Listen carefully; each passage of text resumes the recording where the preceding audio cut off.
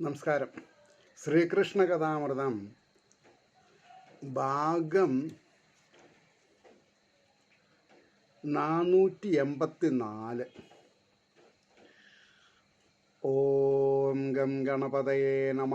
ഓം some സരസ്വതേ സ്വാഹ. ഓം ശ്രീ ഗുരുഭ്യോ നമ. ഓം ശ്രീ രംഗനാഥ ശർമ്മണേ നമ. നാരായണ നാരായണ നാരായണ നാരായണ നാരായണ നാരായണ നാരായണ നാരായണ നാരായണ നാരായണ നാരായണ.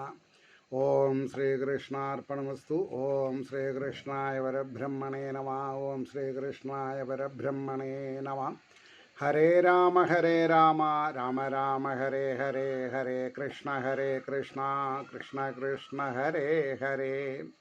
ശ്രീകൃഷ്ണ കഥാമൃതം ഭാഗം 484. കഴിഞ്ഞ എപ്പിസോഡിൽ ശ്രീരാമചരിതം ഭാഗം 1, അതായത് സർഗം 224 85 അവസാനത്തെ ശ്ലോകം, പ്രേമാനുവൃത്തി വിനയം ക്ഷമ കൃത്യനിഷ്ഠ സത്യം സത്യം ഋതം കൃത്യനിഷ്ഠ സത്യം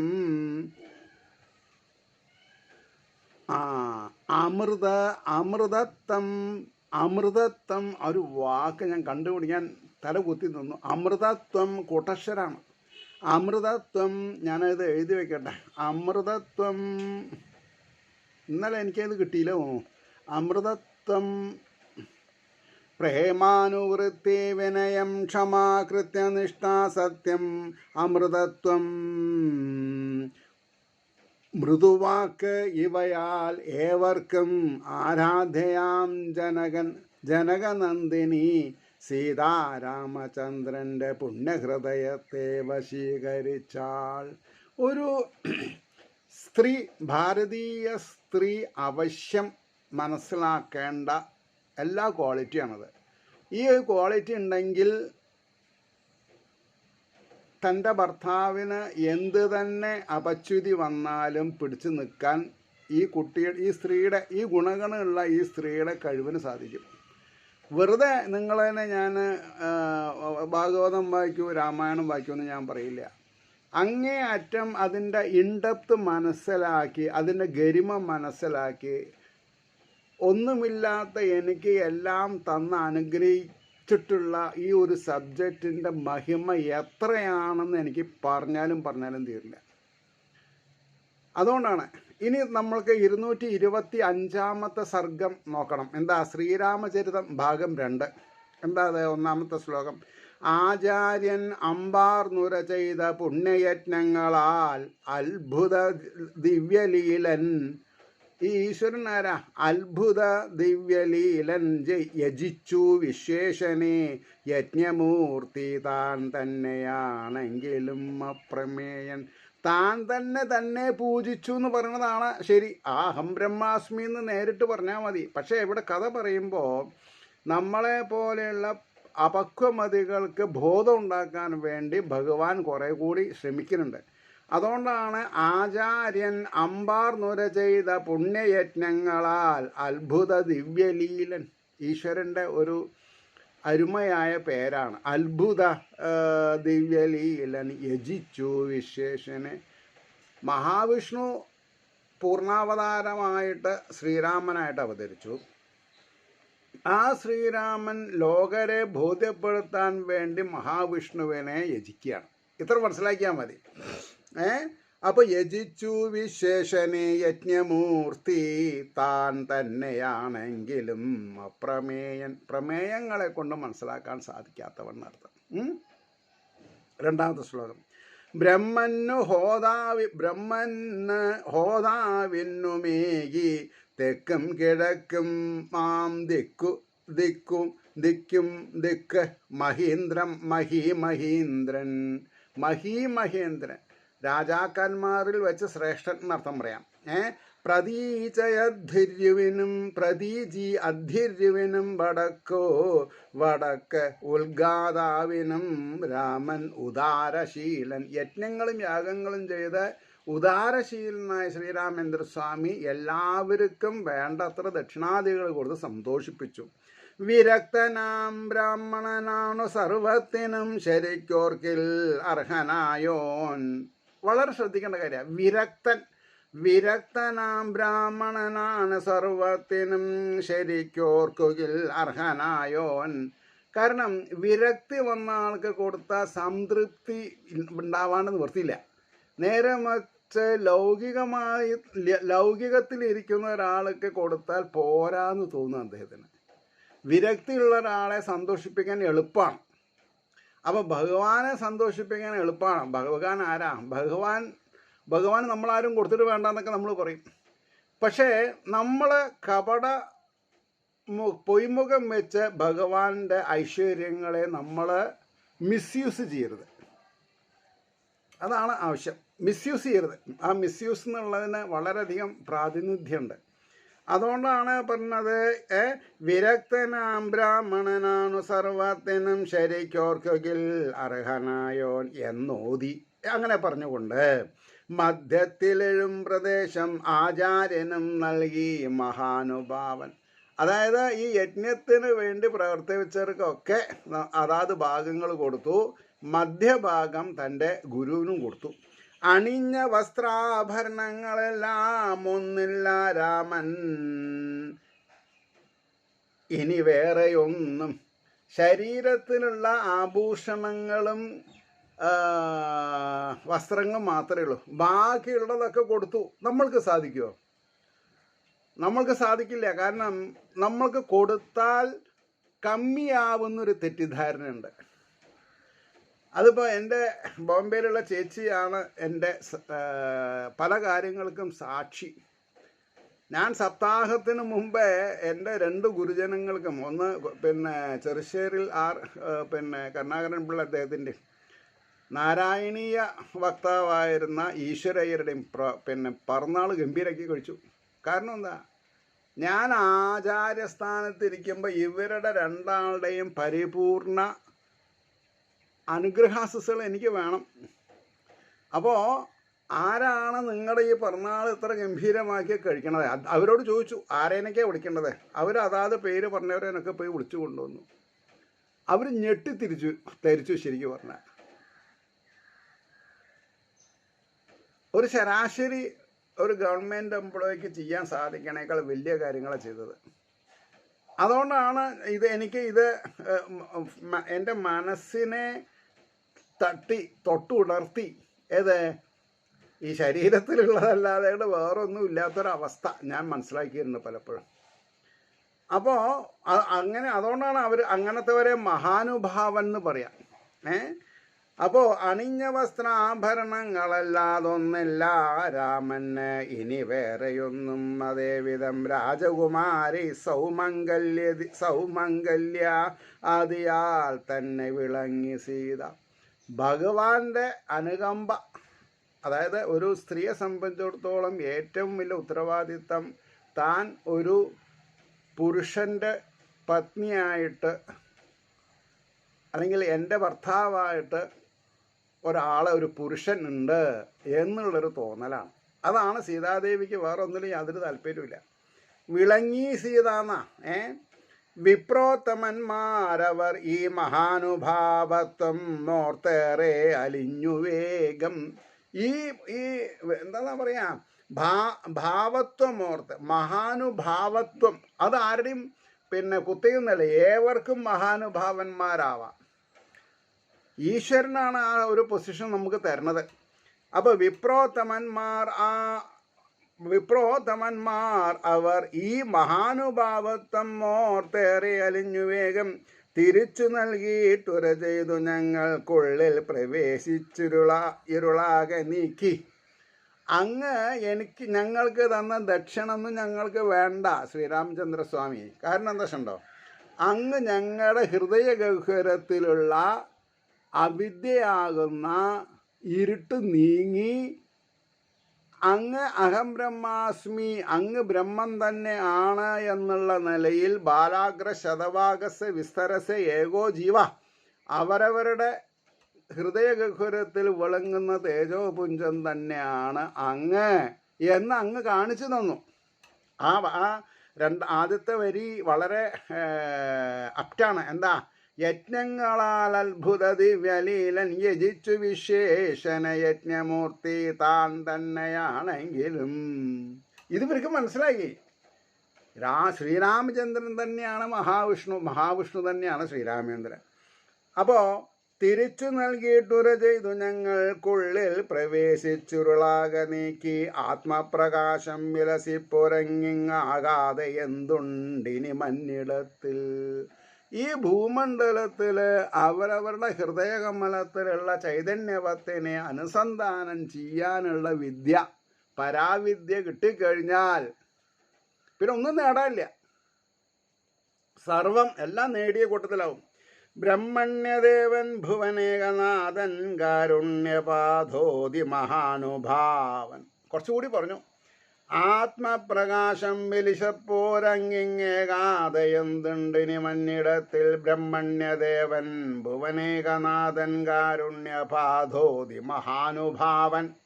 യോഗീശ്വരാരാധിതനങ്ങു തന്നെ. യോഗീശ്വർ ആരാധിക്കുന്നത് അങ്ങെ തന്നെയാണ്.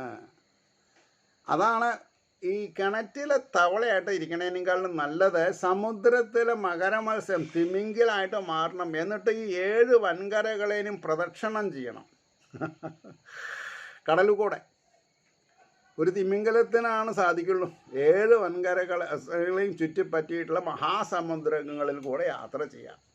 അപ്പോൾ ആത്മപ്രകാശം വിലസിപ്പുറങ്ങിങ്ങേകാതെ എന്തുണ്ടിനി മന്നിടത്തിൽ ബ്രഹ്മണ്യദേവൻ ഭുവനേകനാഥൻ കാരുണ്യപാധോതി മഹാനുഭാവൻ. യോഗീശ്വരാരാധിതനങ്ങു തന്നെ. യോഗീശ്വരന്മാരെ അങ്ങ് തന്നെയാണ് ആരാധിക്കുന്നത്. പാലിക്കണം ലോകം ഇതെന്നുമെന്നും. ഈ ലോകം ഏത് കാലത്തും യോഗീശ്വരന്മാരനുവർത്തിച്ച് വരുന്ന പാത. അവരവരുടെ ഹൃദയകമലത്തിലുള്ളത് ശ്രീകൃഷ്ണനാണ്, ശ്രീരാമചന്ദ്രസ്വാമിയാണ് എന്നുള്ളൊരു ബോധം നമ്മൾ വിടരുത്. അപ്പം നമസ്കരിക്കാം അവിടുത്തെ എല്ലാ പേരും തെളിഞ്ഞിങ്ങനെ വാഴ്ത്തി നിൽക്കേ. ശ്രീരാമചന്ദ്രസ്വാമി അങ്ങയ്ക്ക് നമോവാകം, അങ്ങയ്ക്ക് നമോവാകം എന്ന് പറഞ്ഞ് ഓരോരുത്തരും വീണ് നമസ്കരിക്കുകയാണ്, ദണ്ഡ നമസ്കാരം ചെയ്യാണ്. അതാണ് നമസ്കരിക്കാം അവിടുത്തെ എല്ലാ പേരും തെളിഞ്ഞിങ്ങനെ വാഴ്ത്തി നിൽക്കേ. ബ്രാഹ്മണ ക്ഷത്ര വൈശ്യ ശൂദ്ര വ്യത്യാസമില്ലാതെ കണ്ട് എല്ലാവരും ഇങ്ങനെ പറഞ്ഞുകൊണ്ട് നമസ്കരിച്ചുകൊണ്ടിരിക്കാൻ തുടങ്ങി. വെറും ജനം തന്നെ നിനപ്പതെന്തെന്നറിഞ്ഞിടാനൊന്നൊരു വെറും ജനം തന്നെ നിനപ്പതെന്തെന്നറിഞ്ഞിടാനൊന്നൊരു തിമല്ലേ. ഒരു സ്ത്രീ മെല്ലെ എന്ത് ചെയ്തു? നിഗൂഢനായി തന്നെ നടക്ക വെച്ചൊൽകയാണൊരാൾ കാന്തയോടി പ്രകാരം. അതായത് പലരും ഈ മഹായജ്ഞം കഴിഞ്ഞ് മടങ്ങിപ്പോവാണ്. ആ മടങ്ങിപ്പോണ സമയത്ത് വെറും ജനം തന്നെ നിനപ്പതെന്തെന്നറിഞ്ഞിടാനൊരു ത്രിമല്ലേ. നിഗൂഢനായി തന്നെ നടക്ക വെച്ചൊൽകയാണൊരാൾ കാന്തയോടി പ്രകാരം. അപ്പോൾ ശ്രീരാമചന്ദ്രസ്വാമി എന്ത് ചെയ്തു? തന്നെ പറ്റി പൊതുജനങ്ങൾ എന്താണ് പറയുന്നത് എന്ന് അറിയാൻ വേണ്ടി ചില ദൂതരെ വിട്ടു. അപ്പോൾ ഒരാൾ പറഞ്ഞത് കേൾക്കണം. ഏറെ നിഗൂഢനായി തന്നെ നടക്കവെ ചൊൽകയാണ് ഒരാൾ കാന്തയോട് ഇപ്രകാരം. തൻ്റെ ഭാര്യയോട് പറഞ്ഞത് കേട്ടു. എന്താ പറഞ്ഞത്? കടന്നു പോ മറ്റൊരുവൻ്റെ വീട്ടിൽ അടക്കിടെ ചെന്നണയും വിമൂഢേ. നീയെ അവസരോചിതമല്ലാതെ കണ്ട് പലപ്പോഴും ഒരാളുടെ വീട്ടിൽ പോയി വരുന്നുണ്ട്. അതുകൊണ്ട് നിനക്ക് എൻ്റെ വീട്ടിലെ സ്ഥാനമില്ല, കടന്നു പോ. വിമൂഢേ, വിശേഷപ്പെട്ട മൂഢേ എന്നൊരു പ്രയോഗം. ഇതാണ് കേട്ടത്. സ്ത്രീലോഭിയാം രാഘവൻ എന്ന പോലെ ഒരു കമ്പാരിസൺ. എന്താ? സ്ത്രീലോഭി. ഈ ശ്രീരാമരാമൻ്റെ ഭാര്യ സീതേനെ കട്ടുകൊണ്ട് വെച്ചിട്ട് ആ രാവണനെ കൊന്നിട്ട് ഇവളെ ഇപ്പോൾ സ്വന്തമാക്കിയിരുന്നു. ഇങ്ങനെ ഒരു പരാതി പറഞ്ഞത് കേട്ടു എന്നാ. അപരാധം അതും ഈശ്വരൻ ലീലയാ വിനോദമാടുന്നു എന്ന് മനസ്സിലാക്കിയാൽ മതി. അപ്പോൾ നേർകണ്ടിടാത്തോരപകീർത്തി. അപ്പോൾ പറഞ്ഞു, കടന്നു പോ മറ്റൊരുവൻ്റെ വീട്ടിൽ അടിക്കടി ചെന്നണയും വിമൂടെ സ്ത്രീലോഭിയാം രാഘവനെന്ന പോലെ വെക്കില്ല ഞാൻ എന്നെ ഇറങ്ങുവേഗം. ഞാൻ ശ്രീരാമചന്ദ്രസ്വാമിയെ പോലെ അത്ര ഉദാരമതി ഒന്നുമില്ല, എനിക്ക് കുറച്ച് ഗൗരവമുണ്ട്. അതുകൊണ്ട് തന്നെ ഞാൻ ഇനി വെക്കില്ല, കടന്നു പോ, ശ്രീരാമചന്ദ്രനെ പോലെ അല്ല ഞാൻ എന്ന് പറഞ്ഞു. നേർകണ്ടിടാത്തോരപകീർത്തി നാട്ടിൽ പരത്തി വല്ലാതഴൽ പൂണ്ടുരാമൻ. ശ്രീരാമചന്ദ്രസ്വാമിക്ക് വളരെ വിഷമം തോന്നി. നേർകണ്ടിടാത്തോരപകീർത്തി നാട്ടിൽ ആരും സീതി ബ്രാഹ്മണനും കൂടി വർത്തമാനം പറഞ്ഞത് കണ്ടിട്ടില്ല. സീത ഒരു പുല്ലിനെ എടുത്തിട്ടിട്ട് ആണ് ഹേ രാവണ എന്നൊക്കെ പറഞ്ഞിട്ടുണ്ടായിട്ടുള്ളത്. അപ്പോൾ ഒരപരാധ ഈ എന്താ പറയുക, കാട്ടുതീ പോലെ പ്രചരിക്കുന്ന ഒന്നാണ് ഈ എന്താ പറയുക, അധർമ്മം. ധർമ്മം പ്രചരിക്കാൻ ബുദ്ധിമുട്ടാണ്. അപ്പോൾ ഇവരെ ത്യജിക്കയാൽ ഗർഭിണിയായ സീത വാൽമീകി തന്നെ ആശ്രമമെത്തിവാണാൾ. അപ്പോൾ ഈ സീതേനെ പുറന്തള്ളി സീത വാൽമീകി ആശ്രമത്തിലെത്തി ഒരു ഇരട്ട കുഞ്ഞുങ്ങൾക്ക് ജന്മം കൊടുത്തു. കഥ പെട്ടെന്ന് പോയി. കാലത്തു പെറ്റാൾ ഇരുവൂർ രണ്ടുപേരേനെ. അപ്പോൾ അത്തൻ ക്രിയാതി ചെയ്താനുട ആശ്രമത്തിൽ ഉടൻ അവരുടെ ആശ്രമത്തിൽ വെച്ച് ഈ കുട്ടികൾക്ക് വേണ്ട എന്താ പറയുക, തപോനിധികളുടെ പോലെയുള്ള കാര്യങ്ങളൊക്കെ, രാജാവായിട്ടുള്ളതല്ല, തപോനിധികൾ എന്തൊക്കെ ചെയ്യണം അതൊക്കെ ചെയ്തു എന്നാണ് പറഞ്ഞത്. ക്രിയാതി ചെയ്താനുടെ ആശ്രമത്തിൽ കുശൻ ലവൻ പേരിരവർക്ക് ഈ ഉള്ളം കൊളിർത്തു മോദിച്ചു മഹാമുനീന്ദ്രൻ. വാൽമീകി മഹർഷിക്ക് ഭയങ്കര സന്തോഷമായി എന്നാണ് പറഞ്ഞത്. ഇങ്ങനൊരു കാര്യം എൻ്റെ പർണശാലയിൽ നടന്നത് തന്നെ ഈശ്വരഹിതാണ് എന്ന് തന്നെ വലിയ. അപ്പോൾ ആ മട്ടിൽ ഈ രണ്ടു കിടാങ്ങൾ അങ്ങനെ നോക്കുമ്പോൾ ഈ കുശലവന്മാർ 3 സഹോദരന്മാർക്കും അയോധ്യയിൽ പിറന്നു. തക്ഷാദികൾ 6 പേരും വിളങ്ങി വാണാർ വലിയച്ഛനൊപ്പം. അതായത് ഈ ലവകുശന്മാർ ഇവിടെ വാൽമീകി തൻ്റെ അച്ഛനാവാൻ പ്രായമുള്ള ഒരാൾ, നേരെ മറിച്ച് ഭരതശത്രുഘ്നനും ലക്ഷ്മണ ഭരതശത്രുഘ്നന്മാർക്കിടെ ഭാര്യമാർ പ്രസവിച്ച് ആ കുട്ടികൾ വല്യച്ഛൻ്റെ ഒപ്പം, അതായത് ശ്രീരാമചന്ദ്രനൊപ്പം വളരാൻ തുടങ്ങി. സമാന്തരമായിട്ടുള്ള കാര്യങ്ങളാണ് പറഞ്ഞത്. ശത്രുഘ്നൻ എന്നാൽ മധുപുത്രരക്ഷ സത്യുഗ്രനാണ്. ലവണാഖ്യനെയും വധിച്ചു തീർത്താൻ മധുരാഖ്യമായ പുരമ്പനത്തിൽ മനോഭിരാമം. കാട്ടില് ശത്രുഘ്നൻ മധു പറഞ്ഞിട്ട് വീരനായിട്ടൊരു ഒരു രാക്ഷസൻ അയാളുടെ മക്കളെയും വധിച്ച് മധുരാപുരി പറഞ്ഞിട്ട് സ്ഥലം ഉണ്ടാക്കിയെന്നാണ് പറഞ്ഞത്. ശത്രുഘ്നെന്നാൽ മധുപുത്രരക്ഷ സത്യനുഗ്രനാണ്. ലവണാസുരനെയും വധിച്ചു. ശ്രീരാമപാദം ഭുജമോർത്തു ഭൂമിക്കുള്ളിൽ പ്രവേശിച്ചു വിളങ്ങി വാണാൾ. അപ്പം വധിച്ചും തീർത്താൻ മധുരാഖ്യമായ പുരം മനത്തിങ്കൽ മനോഭിരാമം എന്ന് പറഞ്ഞതിന് ശേഷമാണ് ഭർത്താവകറ്റീടന സീത പുത്രന്മാരെ സമർപ്പിച്ചു മുനിക്കു വേഗം. അപ്പോൾ തൻ്റെ ജ്യേഷ്ഠൻ ചെറിയ ഒരു അലോരസമായ വാർത്തനെ ബേസ് ചെയ്തിട്ട് തൻ്റെ ഭാര്യയെ ത്യജിച്ചു. ആ സീതാദേവി എന്താ പറയുക, വാൽമീകി മഹർഷിയുടെ ആശ്രമത്തിൽ ഈ ലവകുശന്മാർ ശ്രീരാമചന്ദ്രസ്വാമിയുടെ കുട്ടികൾക്ക് ജന്മം കൊടുത്തു. അതാണ് ഭർത്താവ് അകറ്റീടന സീതപുത്രന്മാരെ സമർപ്പിച്ചു മുനിക്കു വേഗം. ശ്രീരാമപാദാംബുജമോർത്തു ഭൂമിക്കുള്ളിൽ പ്രവേശിച്ചു വിളങ്ങി വാണാൾ.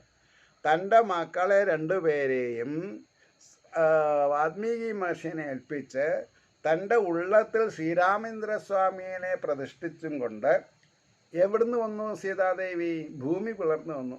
ഭൂമി പിളർന്ന് ഭൂമി ദേവിയിൽ ലയിച്ച് പോയി. കഥ പെട്ടെന്ന് ഇങ്ങനെ കഴിച്ചു. ഉള്ളിൽ പ്രവേശിച്ച് വിളങ്ങി വാണാണെന്നാണ് പറഞ്ഞത്. പിന്നെ പറയണു, സുശീലയാം തൻ പ്രിയ പോയ വാർത്ത അറിഞ്ഞു ദുഃഖം സഹയാതെ രാമൻ ഗുണങ്ങളോർത്തിയില ഈശ്വരനാകിലും തല്ലടക്ക വയ്യാതെ കുഴങ്ങിനാഥൻ. ഈ സീത ആരാ? മഹാലക്ഷ്മിയുടെ അവതാരമാണ്. അപ്പോൾ സീത പോയാൽ തീർച്ചയായിട്ടും ശ്രീരാമചന്ദ്രസ്വാമിക്ക് ദണ്ണുണ്ടാവും. അപ്പോൾ ഇവിടെ പറഞ്ഞു, സുശീലയാം തൻ പ്രിയ പോയ വാർത്ത അറിഞ്ഞ് ദുഃഖിതനായി. കാരണം എന്താ? ദുഃഖം സഹിയാതെ രാമൻ എന്നാണ് പറഞ്ഞത്.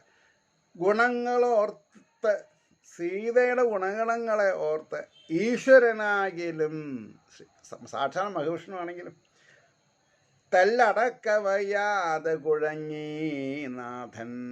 മനസ്സിലുള്ള വൈഷമ്യങ്ങളെ ദൂരത്താക്കാൻ നന്നെ പാടുപെട്ടു എന്ന് പറയണു. ആർക്കാകിലും, എനിബഡി ഫോർ ദാറ്റ് മാറ്റർ, ഈ സനാതനധർമ്മത്തിലെ വിശ്വാസികളാണെങ്കിലും അല്ലെങ്കിലും ചിലവർക്ക് ഈ ഭാര്യാവിയോഗം, ഭർത്തൃവിയോഗം സഹിക്കാൻ സഹിക്കണം എന്നാണ് എൻ്റെ അഭിപ്രായം. കാരണം രണ്ടുപേരും, ഭാര്യയും ഭർത്താവും പരസ്പര പൂരകങ്ങളാണ്. പരസ്പരം അവർ സ്നേഹിക്കണം. പക്ഷേ രണ്ടുപേരും ച്യുതിരഹിതനായിരിക്കുന്ന അച്യുതനിൽ തികഞ്ഞ ആത്മബന്ധം ഉണ്ടായിരിക്കണം. ശാരീരിക ബന്ധമല്ല, ആത്മബന്ധം. എന്നാൽ രക്ഷപ്പെടാം ജീവിതത്തിൽ. Four anybody, for that matter.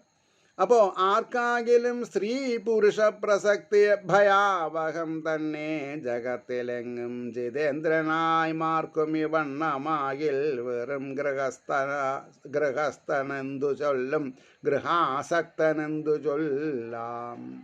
ഇപ്പോൾ സംയമന മനോഭാവത്തോടുകൂടി എന്തിലും ഏതിലും ബ്രഹ്മത്തെ കണ്ടുകൊണ്ടിരിക്കുന്ന ആള് ഒരു വേദാന്തിസ്റ്റിക്ക് ഇതൊരു പ്രശ്നമല്ല. വേദാന്തിയാവണം. അതുകൊണ്ടാണ് പറഞ്ഞത്, പിന്നെ ജഗത്തിലെങ്ങും ജിതേന്ദ്രന്മാർക്കും ഈ വണ്ണമാകിൽ. ഇന്ദ്രിയങ്ങളെ ജയിച്ചിട്ടുള്ള സാക്ഷാൽ ശ്രീഹരിയുടെ മനുഷ്യാവതാരത്തിൽ ശ്രീരാമനായിട്ട് വന്ന ശ്രീരാമചന്ദ്രസ്വാമിക്ക് ഇത്ര പ്രശ്നം എന്താ ഉണ്ടായത്? ഗൃഹാസക്തൻ എന്തു ചൊല്ലാം? നമ്മളൊക്കെ ഗൃഹസ്ഥാശ്രമത്തിൽ പിന്നെ താല്പര്യമുള്ള ആൾക്കാരാണ്. പിന്നീട് പെണ്ണെന്ന വിചാരമുള്ളിൽ കടന്നിടാതങ്ങനെ 13 സഹസ്രവർഷം പതിവായും അഗ്നിഹോത്രം യജിച്ചിടേറെ വിളങ്ങി രാമൻ. അതായത് കുറേ കാലം കഴിഞ്ഞപ്പോൾ ശ്രീരാമചന്ദ്രസ്വാമി അശ്വമേധയാഗം ചെയ്യാൻ വേണ്ടി പുറപ്പെട്ടപ്പോഴാണ് ഈ സീതയുടെ ഒരു പ്രതിമയൊക്കെ ഉണ്ടാക്കേണ്ടി വന്നു, ചുരുക്കി പറഞ്ഞാൽ. അപ്പോൾ പിന്നീട് പെണ്ണെന്ന വിചാരമുള്ളിൽ കടന്നിടാതങ്ങനെ 13 വർഷം രാജ്യം ഭരിച്ചു എന്നാണ്. രാവണനെ വധിച്ച കുറേ കാലം കഴിഞ്ഞിട്ടാണ് തൻ്റെ ഭാര്യനെ പറ്റിയിട്ട് ഒരു മോശമായിട്ടുള്ള റിമാർക്ക് കേൾക്കുന്നത്. അത് കേട്ടപ്പോഴാണ് ശ്രീരാമചന്ദ്രസ്വാമി ലക്ഷ്മണകുമാരനോട് പറയാണ് തൻ്റെ ഏട്ടത്തിയമ്മയ്ക്ക് കാനന ഭംഗി അനുഭവിക്കണം എന്ന് പറയണു. അതുകൊണ്ട് വാൽമീകിയുടെ ആശ്രമത്തിൻ്റെ അടുത്ത് കൊണ്ടുപോയിട്ട് വിട്ടേച്ച് പോന്നേക്കെന്നാണ് പറഞ്ഞത്. അതാണ് കഥ. അപ്പോൾ ഇവിടെ എന്തായി? അദ്ദേഹത്തിന് ഈ സീതാദേവി ഭൂമിയിൽ ലയിച്ചു എന്ന് പറഞ്ഞപ്പോൾ അദ്ദേഹത്തിന് വിരക്തി വന്നു. അപ്പം എന്തായി? പെണ്ണെന്ന് വിചാരമുള്ളിൽ കടന്നിടാതങ്ങനെ 13 സഹസ്രവർഷം പതിവായും അഗ്നിഹോത്രം യജിച്ചിടാറെ വിളങ്ങി രാമൻ. ഹോത്രം യജിച്ച് ഏറെ വിളങ്ങിയെന്ന അഗ്നിഹോത്രാദികളൊക്കെ ചെയ്ത് വളരെ നല്ല നിലയിൽ ഇരുന്നു. കാട്ടിൽ പലയിടങ്ങൾ നടന്നു മുള്ളുതറച്ചതാം തൃശ്ചരണാരവിന്ദം. ശ്രീരാമചന്ദ്രസ്വാമി കാനനത്തിൽ കൂടി നടന്ന് സജ്ജനങ്ങൾക്ക് ബുദ്ധിമുട്ടുണ്ടാക്കുന്ന ദുഷ്ടമൃഗങ്ങളൊക്കെ വധിച്ചും കൊണ്ട് ഒരു രാജാവ് എന്നുള്ള നിലയ്ക്ക്. അതുകൊണ്ടാണ് പറഞ്ഞത്, പിന്നീട് പെണ്ണെന്ന വിചാരമുള്ളിൽ കടന്നിടാതങ്ങനെ 13 സഹസ്രവർഷം പതിവായും അഗ്നിഹോത്രം യജിച്ചേറെ വിളങ്ങി രാമൻ.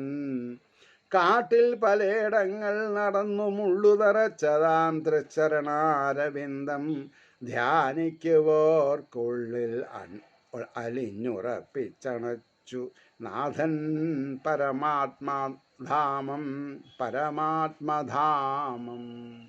എന്താ ഉണ്ടായത്? ഈ ഭക്തിയുടെ പല എന്താണെന്നാ പറയുക, വൈബ്രേഷൻസ് ഉണ്ട്.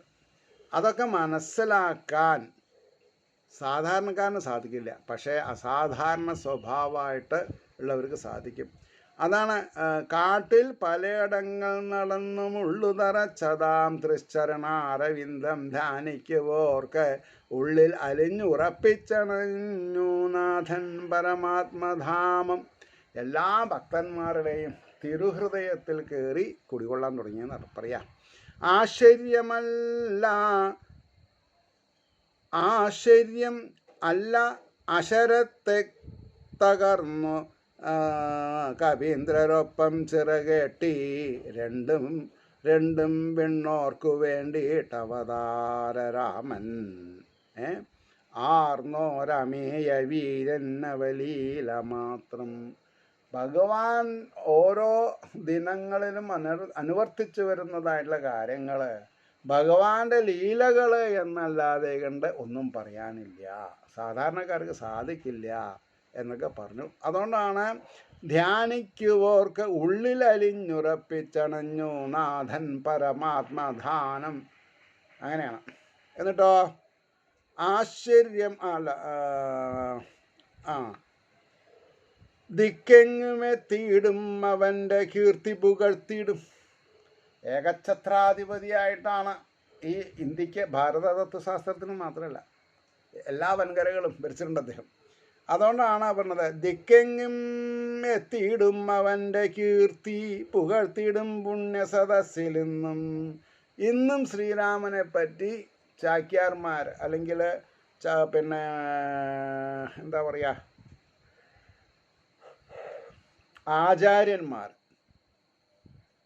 കാരണം ഭാഗവതം പറയുന്ന ആൾക്കാർ ആദ്യം രാമായണം പഠിച്ചിട്ടുണ്ടാവും. അങ്ങനെയാണ് ചാൻസ് 99.99%. ഇനി അതിൽ 0.1% മാത്രം രാമായണം വായിക്കാതെ കണ്ട് ഭാഗവതം പഠിച്ചവരുണ്ടാവും. അപ്പോൾ ഇവിടെ പറഞ്ഞു വന്നത് എന്താ? കാട്ടിൽ ദിക്കെങ്ങും എത്തിയിടും അവൻ്റെ കീർത്തി പുകഴ്ത്തിയിടും പുണ്യസദസ്സിൽ മുനീന്ദ്രർ ഇന്ദ്രാദ്യർ നമസ്കരിക്കും ആ രാമചന്ദ്രൻ വിജയിപ്പു മന്നിൽ. ശ്രീരാമചന്ദ്രസ്വാമിയുടെ ഗുണഗണങ്ങൾ പറഞ്ഞ് അവദാനങ്ങൾ പറഞ്ഞ് ഭക്തന്മാര്, പ്രത്യേകിച്ച് ശ്രേഷ്ഠ ഭക്തിയുള്ളവരൊക്കെ നാലാൾ കൂടിയ സ്ഥലത്ത് സംസാരം ശ്രീരാമചന്ദ്രസ്വാമിയുടെ ഭരണ നൈപുണ്യത്തിനെ പറ്റിയിട്ടാണ്. അതാണ് ദിക്കങ്ങും എത്തിയിടും അവൻ്റെ കീർത്തി പുകഴ്ത്തിയിടും പുണ്യസദസ്സിൽ മുനീന്ദ്രർ ഇന്ദ്രാദ്യർ നമസ്കരിക്കും ആ രാമചന്ദ്രൻ വിജയിപ്പൂ മണ്ണിൽ. ആ രാമചന്ദ്രൻ വിജയിക്കട്ടെ ഈ മണ്ണിൽ. വീരശൂര പരാക്രമിയായിട്ട് ഇരുന്ന, അങ്ങനെ പറയണം വേണ്ടേ? വല്ലാത്ത സുസ്തി ഉണ്ട്, നിവർത്തില്ല. 1 മിനിറ്റ് കഴിയാറെ 29 മിനിറ്റ്. ഒരു ശ്ലോകം കൂടി പറഞ്ഞ് നിർത്താം. അപ്പം എന്തായി? കാണാൻ തൊടാൻ കൂടെ നടന്നിടാൻ അങ്ങൊപ്പം വസിപ്പാനുര ചെയ്തു കേൾപ്പാൻ ഭാഗ്യം ലഭിച്ചുള്ളവരൊക്കെ നേടി യോഗിക്കഴും സ്ഥാനമയോധ്യയെങ്കൽ. യോഗീശ്വരന്മാർ ശ്രീരാമചന്ദ്രസ്വാമീനെ പ്രകീർത്തിച്ചും കൊണ്ട് എങ്ങനെയാണ് മുമുക്ഷുക്കളായത്, അതേപോലെ അയോധ്യയിൽ ഉണ്ടായിരുന്ന എല്ലാ ആൾക്കാരും ബ്രാഹ്മണ ക്ഷത്ര വൈശ്യ ശൂദ്ര വ്യത്യാസമില്ലാതെ ഉണ്ട് ഭഗവാനെ തൊടാനും നമസ്കരിക്കാനും പ്രദക്ഷിണം ചെയ്യാനും ഹസ്തദാനം ചെയ്യാനും ആലിംഗനം ചെയ്യാനും ഒക്കെ സാധ്യമായ ഒരു കാലത്തെ പറ്റിയിട്ടാണ് പറഞ്ഞത്. അങ്ങനെയുള്ള ഈ ഭാരതഖണ്ഡത്തിൽ ഇന്ന് നമ്മൾക്ക് അത്രയ്ക്കന്നെ കാര്യമായിട്ട് ഈശ്വരീയതയെ പറ്റി പറയാൻ സാധിക്കുന്നുണ്ടെങ്കിൽ അത് വലിയൊരു കാര്യം തന്നെയാണ്. ഏവർക്കും ശ്രീഹരിയുടെ അനുഗ്രഹാശിസ് നിർലോഭമുണ്ടാവട്ടെ എന്ന് പ്രാർത്ഥിച്ചുകൊണ്ട് വാക്കുകൾ ചുരുക്കുന്നു. നമസ്കാരം. നാളെ കാണാം.